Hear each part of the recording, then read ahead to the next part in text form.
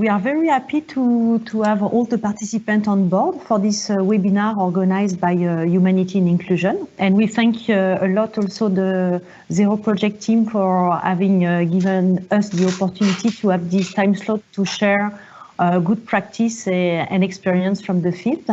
The session topic today is about how to promote global inclusive employment. And we welcome two guest speakers from HI. Jennifer Anne Mendoza, who is an inclusive employment technical advisor for the Forward project in Philippines, and Jose Kurian, disability advisor, currently assisting Michelin in India. Regarding the agenda of this session today, we will say a few words about the overall approach from HI to promote inclusive employment. This approach is called the twin track because one track focuses on people empowerment and the second track focuses on how to make the environment more inclusive. Jennifer will present a bit more deeply the first track on people empowerment through the Forward project in Philippines. And Josh will present and illustrate the second track with the experience we have in Michelin for supporting them in developing employment, inclusive employment practice. And then we will open the floor to questions. To present a little bit more deeply the twin track, I propose to watch a video from Yahoko Asai, who is an employment specialist for HI, and she's describing very well in a few words on how it works.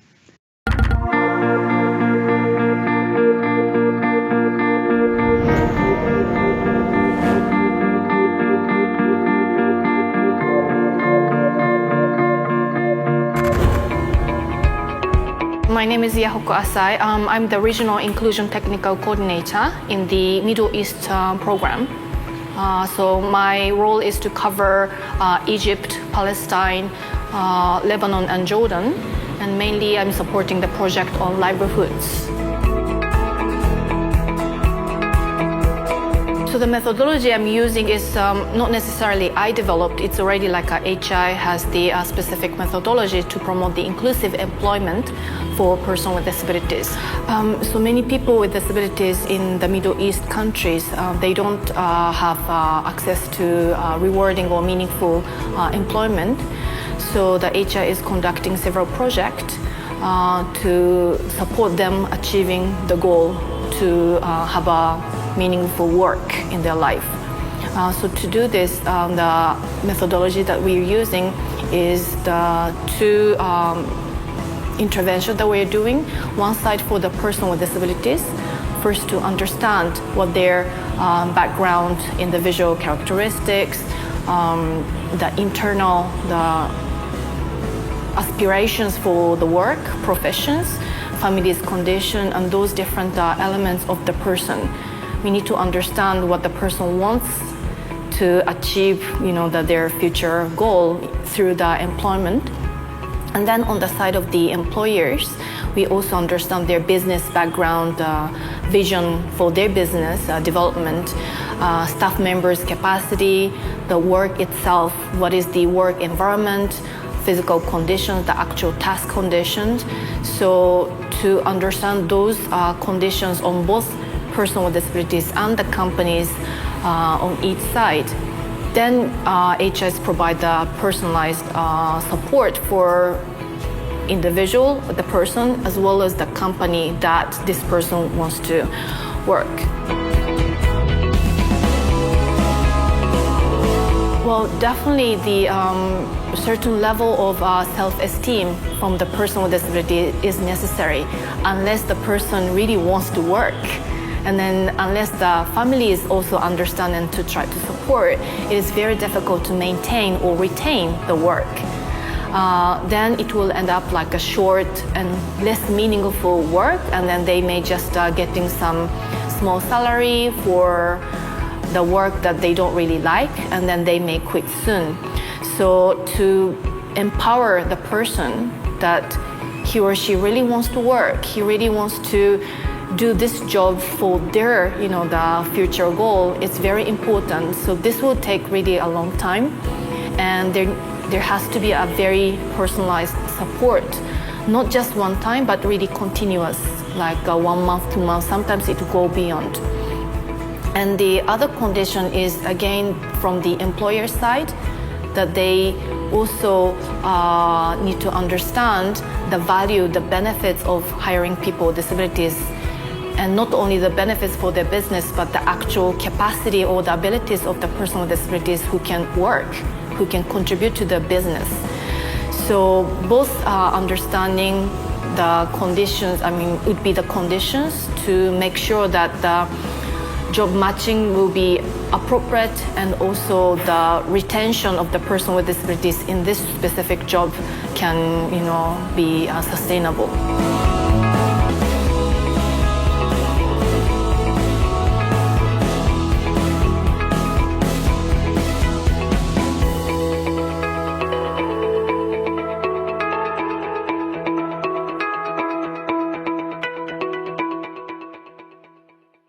So the idea is that we wanted to show you a little bit more the approach of humanity and inclusion when it comes to promote global inclusive employment. And the idea is to illustrate a little bit. So before the video from Yaoko, I explained briefly the logic of the twin track. And as you can see, the idea is to ensure that the person can develop his own skills, is self-esteem, and is prepared to employment, and we manage to empower the person on the first track. And on the second track, the idea is to make sure that we take off all the barriers the person can face by making the environment more inclusive. So as a first step, I will ask Jennifer Anne Mendoza to explain a little bit more how they work in the framework of the Forward project, and how they manage to promote people empowerment and preparing participant and beneficiary to access a job. Thank you so much, Céline, and thank you so much everyone for joining us as we discuss disability inclusion in the workplace. So before I start explaining about the steps towards employment and what we try to do in the Philippines to support youth with disabilities who want to find work, I'd like to tell you a little bit about the Forward Together project. So the Forward Together Empowering Youth with Disabilities in Asia project is a 3-year project that has a very simple goal. Its objective is to assist or support 380 youth with disabilities residing in the Philippines and in Indonesia to access employment or entrepreneurial opportunities. So essentially, we try to help them find jobs that are suited to their qualifications or to start their own businesses. But today I will talk more about the wage employment track and how we try to prepare aspiring job seekers to enter the labor market. So as you can see here, there's a flow chart, and this shows the steps that the project makes to ensure that all youth with disabilities are prepared to enter the workforce. First, project participants or youth with disabilities are identified with the help of our partners, including disabled people's organizations, community-based organizations, women's organizations, to ensure that they fit the eligibility criteria. Next is an assessment and guidance process, which includes the creation of individual action plans. So these individual action plans are created by the youth with disabilities themselves. They will set their own goals, their own timeframes, and the challenges that they see can prevent them from attaining these goals. They will also be the ones who will take the lead in identifying potential solutions. In this step, we will also try to assess if they need assistive devices, which will help them function and perform their jobs on equal basis with their non-disabled peers. Next is the technical vocational training step, where aspiring job seekers who feel like they still need to build up their skills before they can enter the workforce are given a chance by providing them opportunities to enroll in technical or vocational training programs depending on what their interests are. So for the Forward Together project, because we engage with a lot of companies in different industries, the TVET opportunities, the vocational opportunities are very varied. It can be manufacturing, they can learn about dressmaking, they can also learn about information technology, they can also learn about encoding using digital systems, they can learn about financial management. So there's a lot of technical vocational trainings that they can undergo depending on what they want to pursue when they want to look for a job. After that, we also try to offer them job preparedness and soft skills training. So this is a two-part training. The first part being a life skills training that focuses on soft skills like communication, conflict resolution, workplace ethics. And then the second part is a more technical job preparedness training focused on topics like how to prepare for an interview, okay, how to follow up on a job application. So it takes all of these youth with disabilities step by step through the process of undergoing recruitment. And in this step, we try our best to work with all of our company partners.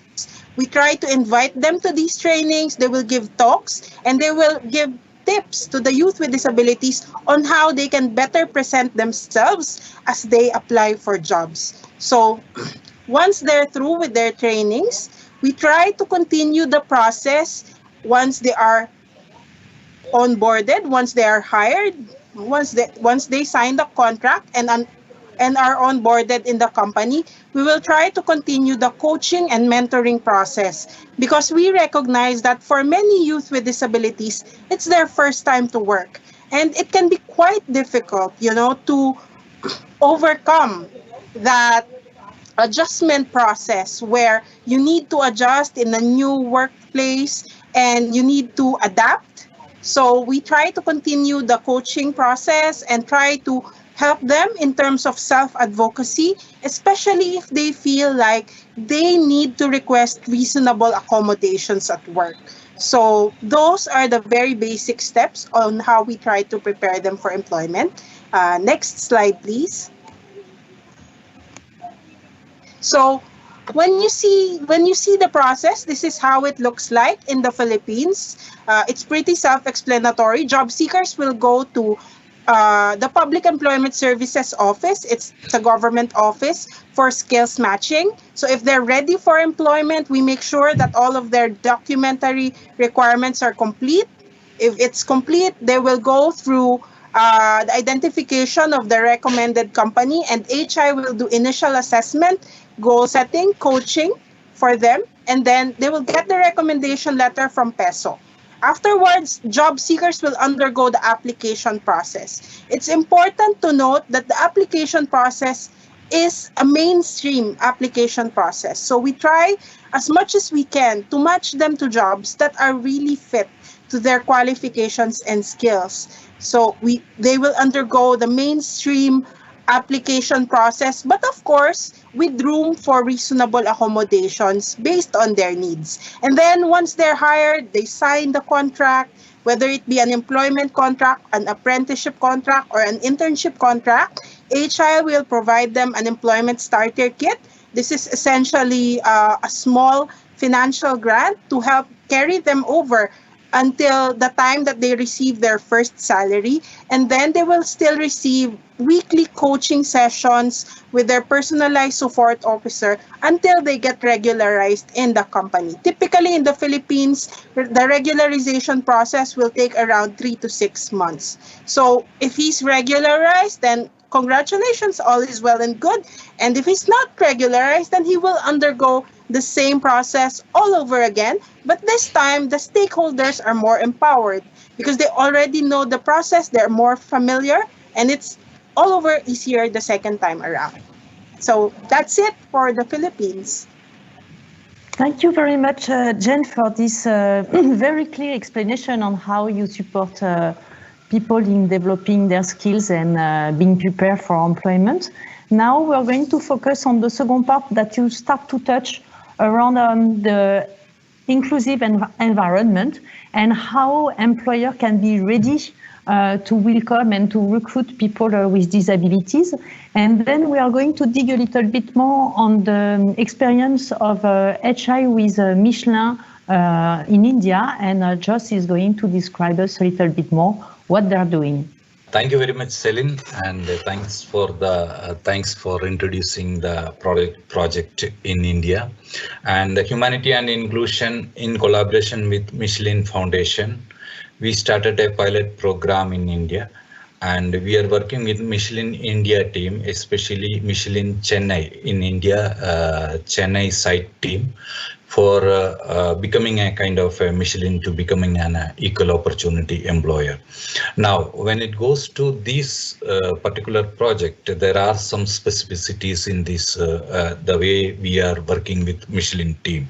So it's not just only about the recruitment and placement, but we are working in a kind of a 5-dimension aspects of inclusiveness, and that is, as you see in the screen, the first dimension is the inclusive policy and leadership level, and the second dimension is HR and management practices, and the third dimension is internal culture and accessibility, and of course tailored partnership. These all 5 dimensions together makes a company as a kind of an inclusive company. So in each dimension we have a kind of a specific action plan, and we are going along with the site team, the company management team. And another specificity of this project, we are also, HI is providing a kind of on-site coaching and mentoring support, and this is not for a limited duration, it is for the entire project duration. And basically the idea is that support, the on-site support will builds the capacity and confidence of the employer as well as the employees, and it will make a kind of it will support towards the hands-on support to on the whole process. Marion, can you just forward the next slides? Yes. Now, if you look these slides, some of the quick look, if you see, in each dimension so far we have completed some of the important activities or events or some initiatives, and at leadership level, we initial stage itself we formed a kind of a working group at the site, so that group consists of people from different departments, because Michelin Chennai sites is something around 100 means around 1,000 staff and different process, different department. So it is also very important to have a kind of a coordination in this process, because we are not only focusing on some specific type of job or specific type of disability.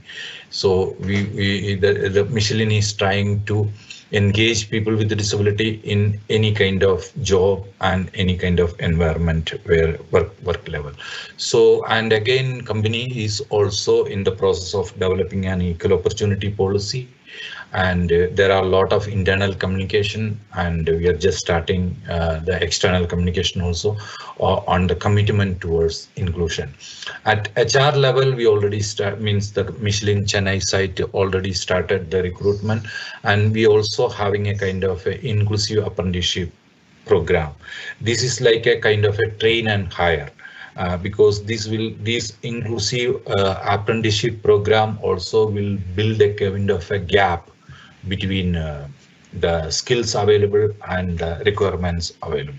So that's going on, and most of the HR process is non-discriminatory, and we have provided the project initiated different training for HR team as well as the leadership team also. Then it is very important when we talk about inclusive employment. It is also very important to build the internal culture, to create a kind of a positive environment within the company. So we have a kind of an internal culture domain. Under this domain, there are certain number of activities we already conducted, which include sensitization, International Day of Person with Disabilities celebrations, and we also trained sign language for the company training team and some of the HR team members also. The other aspect is accessibility, because as most of us knows that Michelin is a tire manufacturing company. It's an industry, it's a factory environment. So accessibility is very important, because so we conducted a kind of a detailed participatory accessibility audit, and company is in the process of developing some accessibility features within the environment, both in physical aspect as well as the communication aspects. Accessibility. And when we work, when company also recognized that when they are into the inclusion process, it is also important for them to link with the external actors. So we have a domain called partnership domain, and under these domains, company also is having a kind of linkage with external actors who work on disability inclusion. So these are some of the major activities. Some of the activities, because it cannot possible to explain all the activities in a limited time. So some of the activities may mentioned in the slides. And now let us hear what Michelin India site express about these initiatives. So we have, unfortunately, it's due to time short notice, we could not get his presence, but we have Mr. B. Ranganathan. He's the director of Michelin Chennai site, and we have a video from him. Let us hear about it. Michelin, a world leader in manufacture of tires and present in over 170 countries, believes strongly in one of its core values, that's respect for people. Diversity and inclusion of people with disabilities naturally fit into our value system. Michelin Corporate Foundation initiated this program focused on disability inclusion in factories. Chennai plant was selected as a pilot site in collaboration with Handicap International Federation. This partnership laid a strong foundation to enhance access to employment for people with disabilities. Before we started this program, the staff and management were adept in practice of our values and were open-minded about disability inclusion, which is also evidenced in our corporate social responsibility projects. However, we needed awareness on how to systematically integrate disability into various posts inside the factory, analyze the barriers, and improve working conditions. We were also having limited knowledge and experience on inclusive HR processes and approach to disability inclusive employment. We had not developed enough links with external disability employment actors also. There is a clear need for Chennai plant to become an equal opportunity employer and demonstrate that Michelin hires diverse talents. And what has changed today? We are recognizing that diverse workforce, which includes people with disabilities and with different capabilities, gives us a multi-skilled employee base. We have started hiring people with disabilities and are soon starting an inclusive apprenticeship program to prepare a pipeline of talent for future employment opportunities. We have enhanced our knowledge and experience on inclusive HR processes. We are now open and flexible to mainstream disability in our policies and processes. Activities are being undertaken to develop appropriate attitudes among our employees. We are in the process of formalizing a sustainable, inclusive system which is adapted to our context. Handicap International played a crucial role in this program. As an expert international organization in the field of disability, they provided support in understanding how inclusive we are at Chennai plant and assisted in developing a roadmap for us to become an equal opportunity employer. Hands-on support was extended to our teams to help identify, prioritize, and organize actions in a systematic manner. Training and other sensitization workshops help to build our knowledge and strengthen our employees' attitudes and perception on disability. With the placement of an expert at site, they provided guidance to the teams to gain good experience and helped in implementing follow-up actions. If I can offer suggestions to other employers, it's as follows. Foster an inclusive and sustainable corporate culture. Nurture a welcoming environment within the company. Encourage your teams to accept people with disabilities as their team members. Align with your country's accessibility norms. Make sure you're part of a network connected with external organizations with specific expertise in disability inclusion. Ensure that the support system is well in place for long-term sustainability. Thank you for this opportunity to share our experience on this journey to be an equal opportunity employer. So this is the experience I would like to share from India, and project is in progress. So it is ongoing. So that's it. Over to you, Céline. Yeah, thank you. Before collecting questions from the floor, I would like to ask you a few questions, Jen and Jose. I would like to know first, have you developed specific approach when it comes to gender and when it comes to supporting a woman in accessing employment? Would you have some recommendation? Is there any key point we should pay attention to make sure women access a job on the equal ground as men? So I don't know who wants to answer first on these questions. Jen, Jose, you can make me a sign if someone is ready to take over. Jen, okay, over to you. Okay. Hi, Céline. Thanks for that question. So for the Forward Together project, we try our best at the very beginning of the project to engage women and girls with disabilities to become project participants, because we recognize that it's doubly harder for women with disabilities to access employment, to access training opportunities. So what we do is we try to talk to our organizational partners. At the start of the project, we talked to them and told them that we would appreciate it if we can start referring us women or girls with disabilities who fit the eligibility criteria of the project. So at the very beginning, we tried to prioritize women and girls, especially since, it's really more difficult for them to enter employment here in the Philippines. So yeah, that's it for us.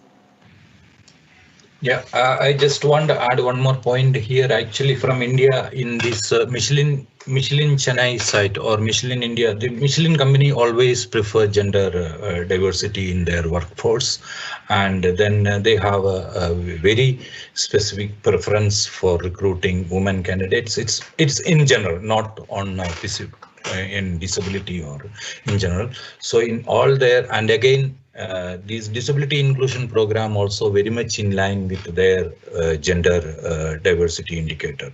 So we have always preference for women candidates, and I would like to share that very recently from yesterday we have selected 4 deaf candidates, that's a woman with a disability, and they also started their apprenticeship program in Michelin Chennai site.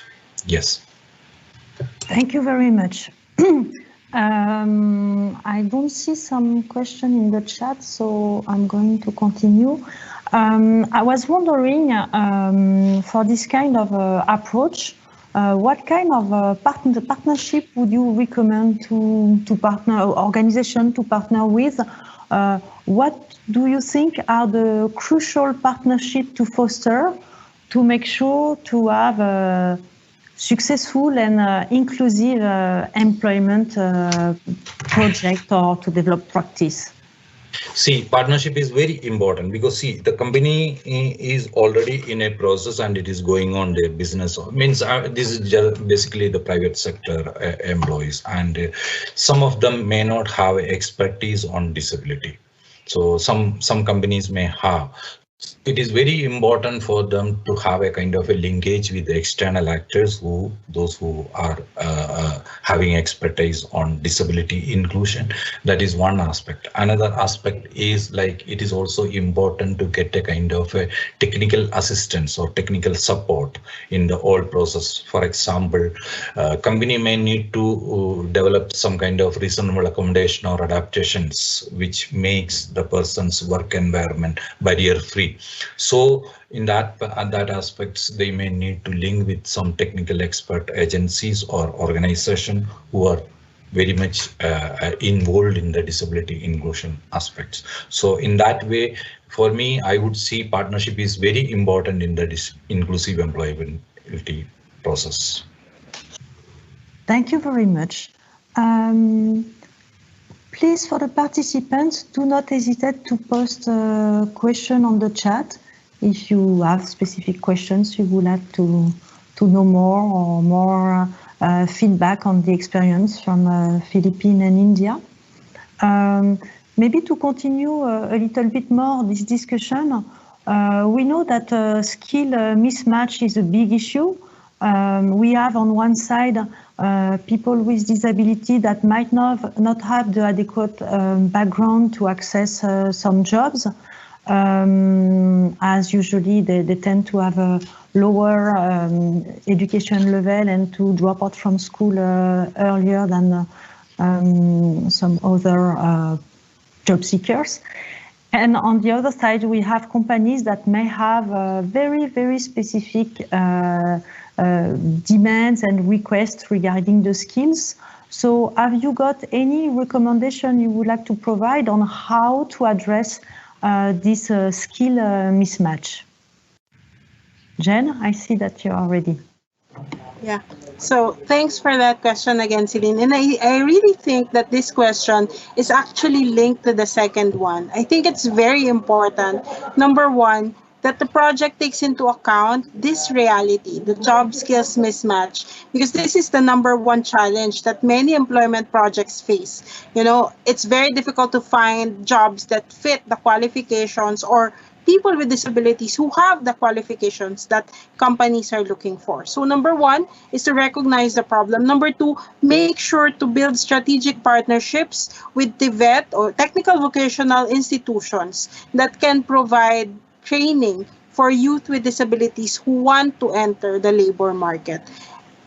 And it has to be a partnership that is grounded on disability inclusion. It means that you have to take time to really train the training institutions themselves, you know, train them on inclusive facilitation, how to make their classes more inclusive, to make sure that youth with disabilities are given an equal chance to learn and to develop skills that are necessary for them to have, you know, sustainable work later on. Other than that, it's really, and this is something actually that the Forward Together project would have liked to explore further. Maybe the development of enrollment to employment systems within companies. You know, strengthening the linkages between these training institutions that train youth with disabilities straight into the companies who are employing these youth with disabilities. So from the very moment that they enter the training institution, they will enroll in a certain course, and this course is developed to suit the needs of a specific industry, of a specific company, which will make it easier for youth with disabilities to enter the workforce seamlessly because they have the skills necessary, the skills that the companies are looking for. So for me, I think it's really a question of, it's not just about the training institutions or access to education. It's really a comprehensive approach is needed. You know, the community has to be united in making sure that all services are inclusive so that youth with disabilities are given a fair and equal chance, not just to learn, but also to work. Can I also add on that? Yeah, I completely agree with Jennifer's point. I agree. But to add on that, I just want to make one more point on this, to how we can bridge this gap. Internship is, I would see, as a kind of one possibility. The internship program, like, for example, like train and hire. It could be one possibility is like the way Michelin in India is doing the apprenticeship program. It's a paid training, and they will, because company may have their own requirement with regard to the place where this person needs to work. So, but they may not get that kind of skill set. So it is also, and again, it is also very difficult to get a kind of a talented or the skilled person with a disability. So just to hire and then train them, like over a period, it can be go like maybe 1 month or 2 months. Sometime it may go nearly one year also. And then during the training period, they also will get kind of a stipend and any other facilities company want to provide. And then after the training, they will be a kind of the company can try to enroll these trainees or candidates to the permanent placement position. So that is also one important aspect of this. I see a question here. It says, are people with intellectual disabilities or learning difficulties included in these projects to both Philippines and India? If yes, what adaptations have been made? So I propose that maybe you, Joss and Jennifer, you answer this question. Thank you very much. I'll go first. Yeah. So yes, in the Philippines, we try to include every type of disability. So including people with intellectual or learning disabilities rather. So because we try to adapt an approach of skills-based hiring, there have been very, very few needs for adaptations so far in the Forward Together project related to intellectual or learning disabilities, project participants with learning or intellectual disabilities. Because as much as possible, we try to match them to jobs that are within their skills, within their qualifications. For example, we have a specific project participant with a learning disability, and really his background is related to the hospitality industry. He used to work as a housekeeper in a hotel. So his task was to make the beds, essentially. And so we tried to place him in another work that was suited to something that he is used to, that he likes, because he's the one who leads his action plan. So he was the one actually to identify that opportunity in a local laundry shop. So he was placed in a local laundry shop where his task involved taking care of the clothes that are already washed. So his task essentially is to arrange everything before it's delivered to the client. So it's very suited to his skills. He likes working there. It's very near his house. And so in that case, there is very, very little adaptation needed because it's really a job that was identified by the person himself. He likes that job. So there was really very little need. Of course, we still provided support to the companies, still provided awareness trainings, etc., etc. But for the person himself, there was really very little adaptation necessary. Of course, in India, I would love to hear how you dealt with this situation. No, as far as this question concerned, this particular project which HI is working with Michelin India, so far we haven't started recruiting any, because see, it's not like definitely this is there in the plan, but the problem is because of this COVID and pandemic reason, the recruitment rates are very low nowadays, because so we are just waiting for some more time.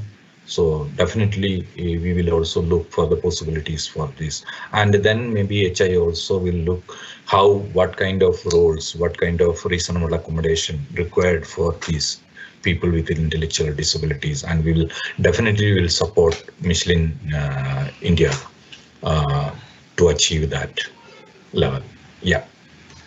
Thank you. We have another question on the chat regarding the scale-up.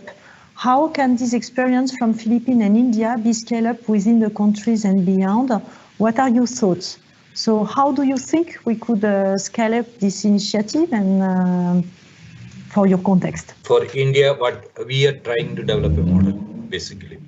And this model we will also capitalize as a best practice, and then we will try to disseminate this best practice among other employers. And that obviously, unfortunately, we could not hear the audio, because in the Michelin Chennai site, director himself is giving some kind of suggestions in the last part of the video, which way he's giving some suggestions to other employers also, which way we can promote the inclusion within the workforce. So definitely we are in the process of capitalizing this project together with Michelin, and then we will try to promote within other networks, other employers, and other forums. Yeah, that is a plan for us. And definitely humanity and inclusion headquarters level, we are also trying to promote this model, like providing technical assistance we are open to provide technical assistance to the companies who are willing to promote employment for people with disabilities. Thank you. So engagement of other actors, replication of tools, replication of the good practice, formalization of the good practice, plus trying to promote and engage other actors would be a way to scale up. Jennifer, would you share some thoughts on this question? I think it's really very similar to what they're already doing in India.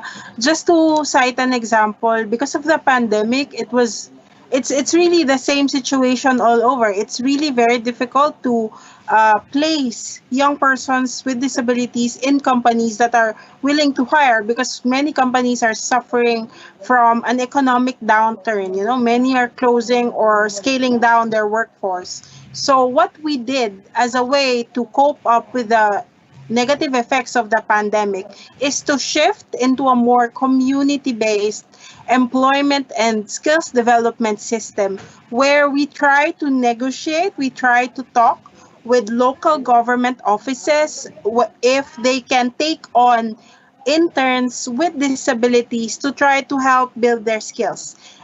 This will take maybe 1 to 2 months, and then afterwards, some of them are regularized, some of them are hired within these offices, and they're provided with employment. I think if we're talking about opportunities for scaling, it would be a great potential for the Philippines to scale up inclusive hiring in the public sector, meaning the government side, ensuring that government offices are also inclusive employers, because here in the Philippines, the government is the biggest employer. They employ the largest amount of people, and it makes a lot of sense. Before they can provide inclusive policies, inclusive laws, they need to also experience what it's like to work with colleagues in the government who are persons with disabilities. So for me, that would be an awesome opportunity for scaling. Also, the focus on gender, the focus on women or youth who identify as LGBTQ, or maybe in areas that are outside of the urban area. Because here in the Philippines, the project is mostly focused in Manila. We don't have interventions so far in peri-urban or rural areas. So I think that would be a great opportunity also, because there are a lot of economic activity outside of Manila that maybe we can explore. Thank you very much. I was thinking also that the forward projects got specific relation with the national employment agencies, and also maybe with the national division regarding vocational training. And I'm thinking also collaborating with public services, but at the level, at the national level, can be also a way to scale up. And I was wondering if you want to say a word on that. Yes, definitely. I agree with you, Céline, totally. Because here in the Philippines, one of the drivers of inclusive employment in particular has been the local public employment and services office.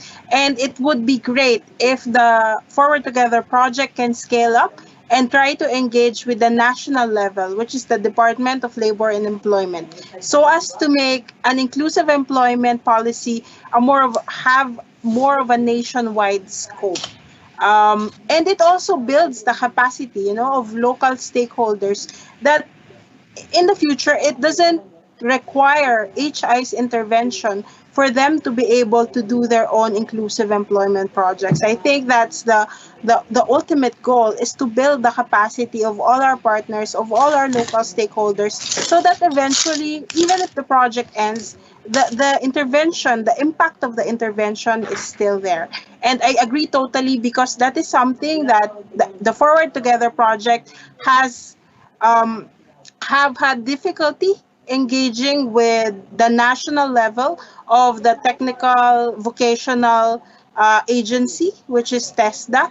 And this is something that in the future maybe we can look into to strengthen these link with the National Technical Vocational Agency of the government. Thank you very much. You were referring actually to rural areas. And as part also of the scale-up, I guess skill development is, of course, a big issue, and how to promote better access to vocational training skills in rural area is still a big challenge, and is there where a few options can be promoted, like apprenticeship, like community-based training, like mobile training. But all these options needs to be scaled up and discussed with the national level to make sure that as much as possible skill development opportunities are made available in rural areas that may a little bit far away from the services available in the cities. This session is nearly coming to an end. So again, we've got a few minutes more. So if you had any question burning your fingers, do not hesitate to ask the question in the chat. And meanwhile, I'm going to turn to our two guest speakers, maybe to have a last input on what would be the recommendation if you've got one organization, one company, one public services that is willing to engage in the inclusive employment. What would be the final tips you would like to share with them? See, from my side, there is a lot of movement is happening nowadays, because there is a lot of awareness is happening, sensitization is happening, a lot of programs, a lot of employers are coming forward to recruit people with disability, because people realize that this is a need for our. So, but one thing what in India and like if you see the most of the things happening in banking, hospitality and IT sector. Yes, it is very important. That is good. But the same time we need to see there are the manufacturing sector, how it is progressing.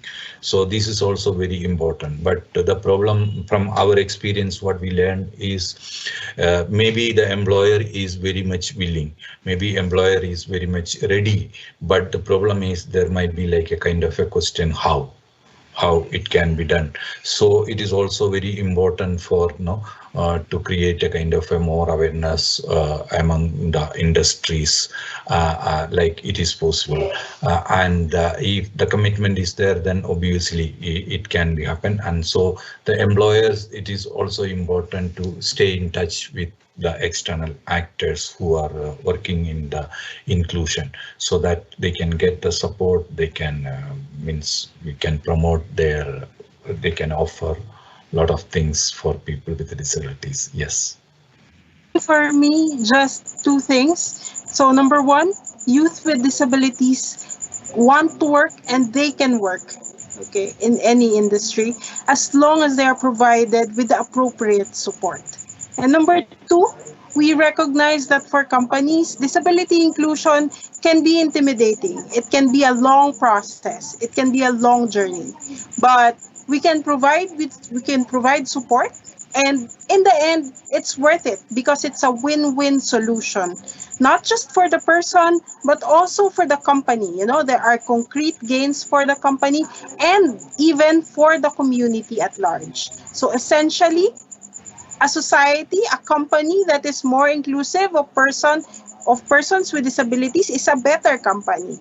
Okay, so a society that is more inclusive for persons with disabilities is a better society. Essentially, disability inclusion is a win-win for everyone involved. So, as a sum up, we would say that first, what I heard from your comment is that inclusiveness is a kind of path, and it takes time. So somehow it's important to set goals that are realistic, not to be over ambitious, let's say, for the first 3 months.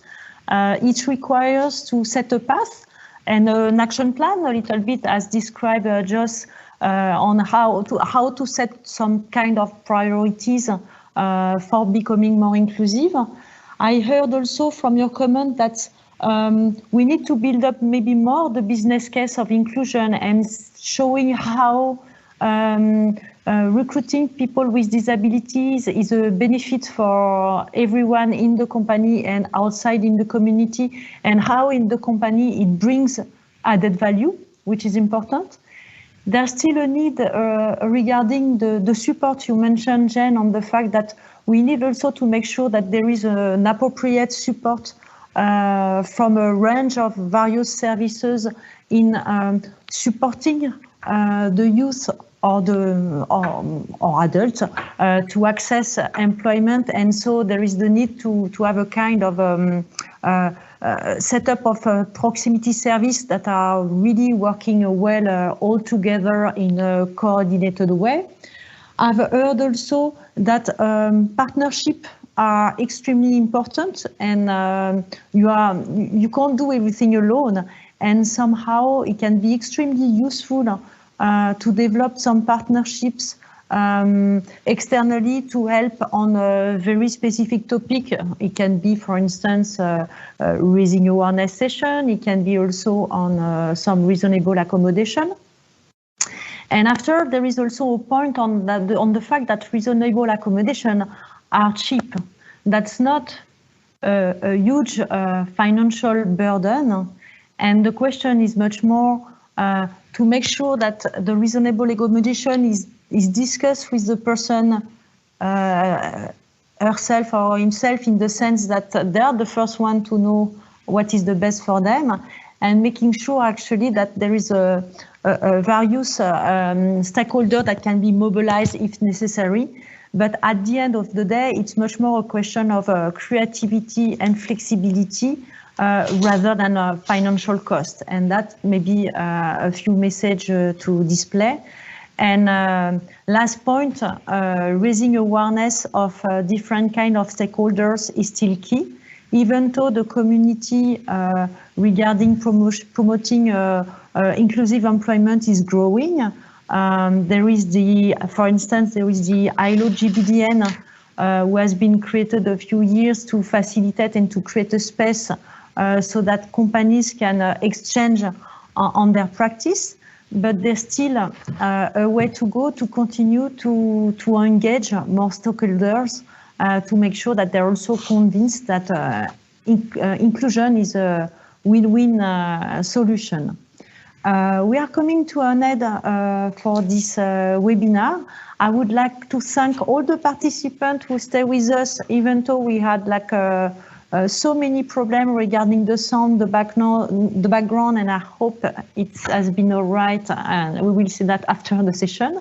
I would like also to thank a lot the guest speaker, Jennifer and Jose, for participating to this webinar and having shared your thoughts. Marion from HI, who has been working with us, and the Zero Project for the invitation. And I hope you will enjoy the rest of the session. Thank you very much. I wish you a very good day.